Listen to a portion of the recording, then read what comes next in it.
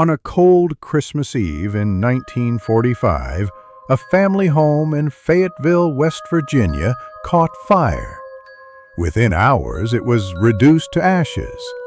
5 of the Sodder family's 10 children were believed to have perished in the blaze, but no bodies were ever found. What happened that night remains one of the most chilling and baffling unsolved cases in American history. This is the mystery of the Sodder children, an event filled with contradictions, strange sightings, and clues that raise more questions than answers. The Sodders were a well-respected Italian-American family. George Sodder and his wife Jenny had 10 children and lived a relatively peaceful life. George ran a trucking business and was known for being a strong-willed man with outspoken views, especially when it came to politics and Mussolini, Italy's then dictator. While George's views made him a few enemies in the local Italian community, no one expected what was to come next. Narrator. On the night of December 24th, 1945, the family went to sleep after celebrating Christmas Eve. At around 1 a.m., Jenny Sodder awoke to the smell of smoke. The house was on fire. She, George, and 4 of the children managed to escape, but 5, Maurice, Martha, Louis, Jenny Jr., and Betty, were missing. George tried everything to save them. He broke windows, burned his hands, and even attempted to climb into the second story. But the ladder he always kept near the house was gone. His trucks, which he hoped to use to reach the upper windows, wouldn't start, despite working perfectly the day before. The fire department, understaffed and slow to respond due to the holidays, didn't arrive until nearly 8 a.m., long after the fire had consumed the house. Despite a thorough search, no remains of the 5 missing children were ever found. Experts claimed the fire was hot enough to incinerate bone, but this didn't sit right with Jenny.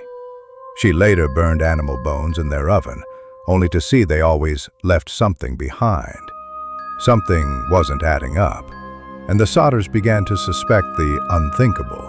What if the children hadn't died in the fire at all? The days following the fire brought a series of strange revelations. A woman claimed to have seen the missing children in a car, driving away from the house during the fire. A waitress in a nearby town said she served breakfast to 5 children, matching their description the morning after the blaze. Jenny received a phone call just before the fire started, from a woman asking for someone who didn't live there, followed by laughter and clicking. And perhaps most chilling, years later, the Sodders received a mysterious photograph in the mail. It showed a man in his 20s resembling their missing son, Louis. On the back was scrawled a bizarre message. Louis Sodder, I love brother Frankie. Illil boys. A90132 or 35. To this day, no one knows what it meant or who sent it. Theories abound. Some say the children were kidnapped by an underground child trafficking ring. Others believe the mafia may have been involved, possibly in retaliation for George's political views. Despite their pleas, the FBI declined to take the case, citing no federal jurisdiction. Local authorities seemed reluctant to pursue further leads, so the Sodders hired private investigators, even going to New York and across the country in search of clues. They never gave up hope. For decades, the Sodders maintained a large billboard on Route 16 near their former home, displaying the children's photos and pleading for information. It became a haunting symbol of unanswered questions. George passed away in 1969, Jenny in 1989, never knowing the truth. Their surviving children continued the search for years, but to this day, no conclusive evidence has ever surfaced. Was it a tragic accident or a well-planned abduction? Did 5 children die in a fire or vanish into thin air?